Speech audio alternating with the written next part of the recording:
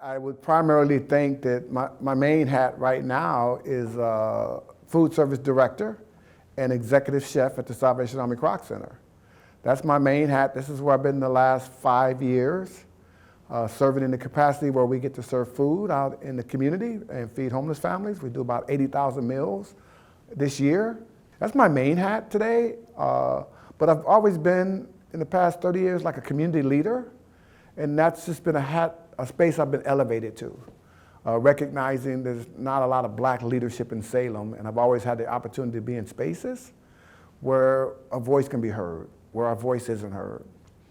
And I guess my second hat would be BE-BLAC Foundation, which is a new endeavor that we got to launch in 2021, was when God gave me the vision to develop next generational leadership.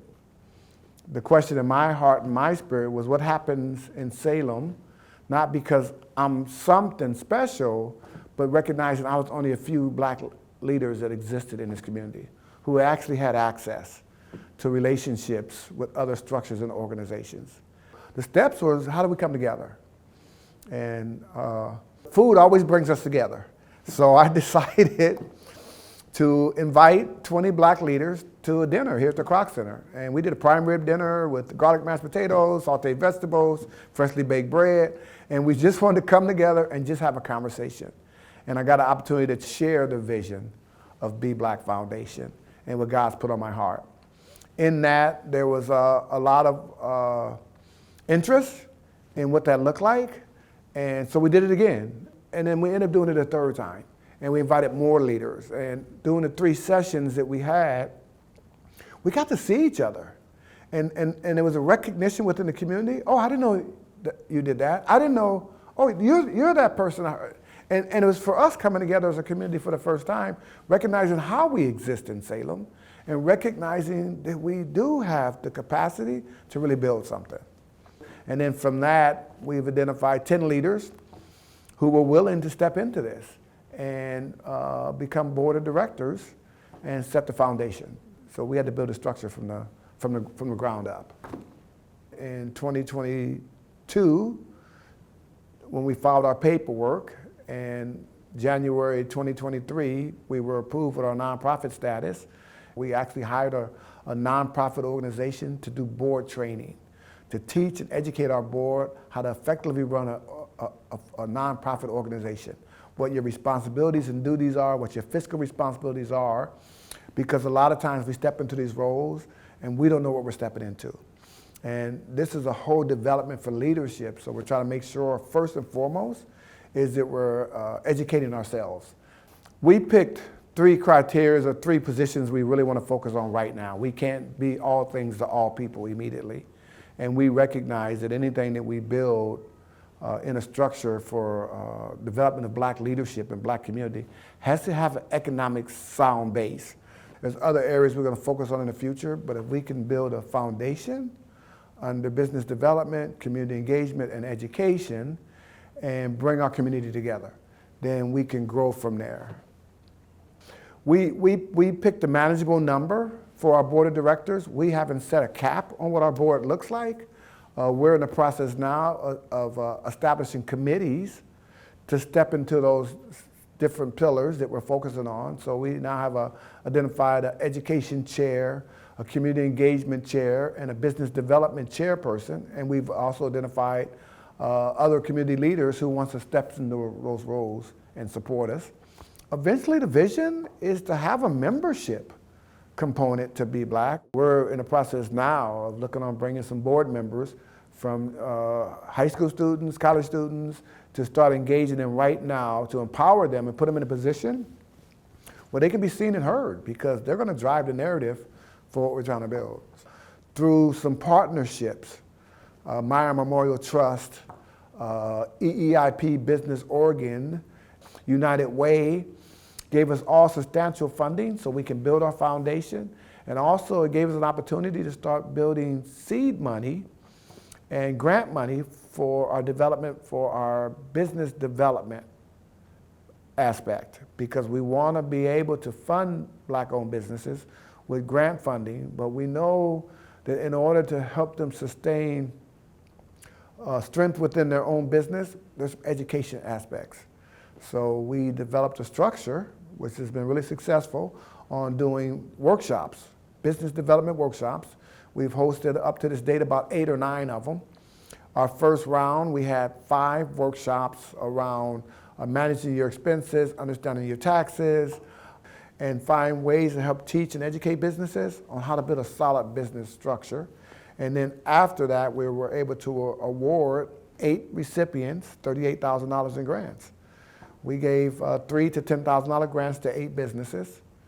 And that was our last quarter of last year. We're now in our second quarter. We have an additional $36,000 that we're going to grant this quarter. And this quarter specifically is focused more on nonprofit organizations and for startups. Our recent event, Black History Month, was a collaboration of our community. And that's what BE-BLAC Foundation is about. Because we've identified within our own community, we have 4 or 5 Black-run or Black-owned nonprofits. And we're doing work within the community in smaller pockets. We're trying to combine that work together and unify us as a community, but create a space where we all can come together.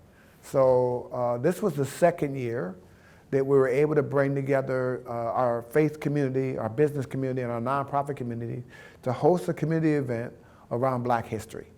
And it was a partnership with Salem School District, allowing us space, comfortably setting up, allowing us access, and then the NAACP, Equity Splash, BE-BLAC Foundation, and there's a whole host of other nonprofits that all came out, and we all did individual tasks. And then we were able to have, 8 or 9 local businesses come out and set up their tables to let people know, hey, this is what my business is. So it's a great collaboration of a community that came together to support one another. So, and then we get to celebrate history, but Black history, but it's all our history. And then we as an organization, purchased about 240 Black history books, or history books that talk about the contributions that Black have made in these communities and some of the barriers, and we gave those away for free and gave people an opportunity to walk out with a little bit of understanding about history. And we want to continue that. So right now there's a trolley at the Kroc Center where if you walk into there, you can go grab a book, get a little bit more information about history, the black side of our history as an American history, and get a little bit more insight.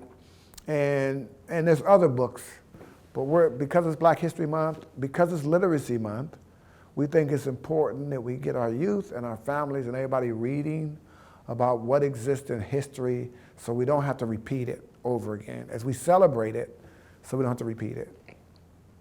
When we do events, come visit us and come hang out with us. We want the whole community here.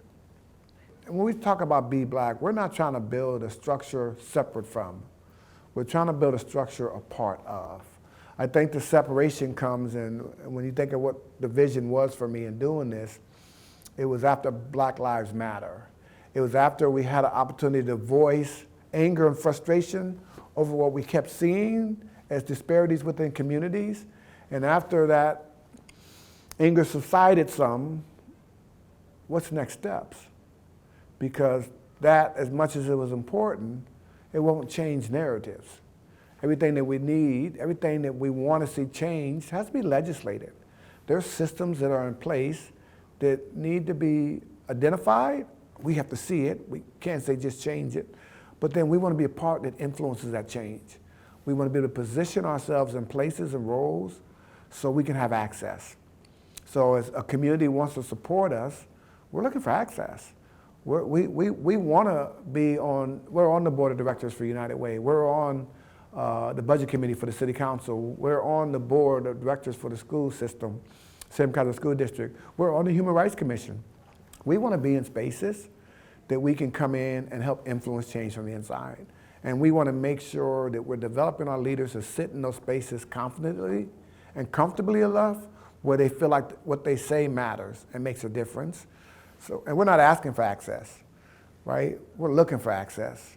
And if there's disparities within your organization and structures, and you're trying to elevate, with equity, we'd love to have those conversations to figure out how and if we do fit. And what does that look like as we try to build one cohesive community where everybody feels like they have a voice and a place to sit in these rooms. That's what we need. If you're looking for us, the best place to find us right now would be on Facebook, BE-BLAC, and BE-BLAC is B, and I gotta say this, B is Black engagement equals Black empowerment. And then BLAC is Black Leaders Action Council. So it's B-B-L-A-C on Facebook, or it's BE-BLAC foundation.org on our website. You get our newsletter. We put out two newsletters a month and stuff like that. I want to say, from my perspective, I've always felt embraced here in Salem. And I found this to be the most collaborative community that exists. If I make a suggestion that there's more of us here, can we share that same love and care that I received coming here? When we come across people from different cultures or different communities, how do we embrace people? How can we hear their truth and not have to diminish it or challenge it? I love Salem. I love the opportunities that exist here. And I know if for BE-BLAC Foundation to be founded here in Salem, Marion County, Polk County, is the best place to launch what we think can be a national movement of where communities can come together and embrace each other. And then we can let that seed grow and spread it across this whole country because it's needed everywhere we go. So just continue to embrace us, see us. We're making ourselves present and let us join where you are. So I just appreciate the opportunity just to be in Salem.